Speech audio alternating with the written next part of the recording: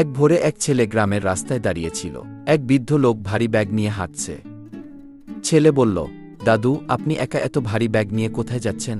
আপনার গ্রাম কোথায়? আপনি কোথায় যাচ্ছেন? গরিব বৃদ্ধ লোকটি বলল, হ্যাঁ বাবা, আর কেউ তো নেই সাহায্য করার। এই পাশে গ্রাম শীতল খুঁচিতে থাকি, বাড়িতে যাচ্ছি। আমি সাহায্য করছি। আপনি কি কাজ করেন? দাদু, আপনার বাড়িতে কে কে আছেন? আপনি অনেক ভালো মনের মানুষ। আহা, তুমি তো অনেক উপকার করলে আমার।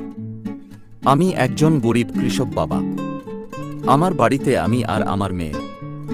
তুমি পড়াশোনা করো বাবা। ছেলে বলল, হ্যাঁ দাদু, আমি পড়াশোনা করি। এইবার মাধ্যমিক পরীক্ষা দিলাম। গরিব বৃদ্ধ লোকটি বলল, বাবা, তুমি শুধু সাহায্য করলে না, আমার মনে শান্তিও দিলে। আমি তোমাকে আশীর্বাদ করি তুমি আরো বড় হও। ছেলে বলল, দাদু, একে অপরকে সাহায্য করলেই তো জীবন সুন্দর হয় কি, আর সেটাই তো মানুষের ধর্ম। দুইজনেই হাসি মুখে বাড়ির দিকে রওনা দেয়।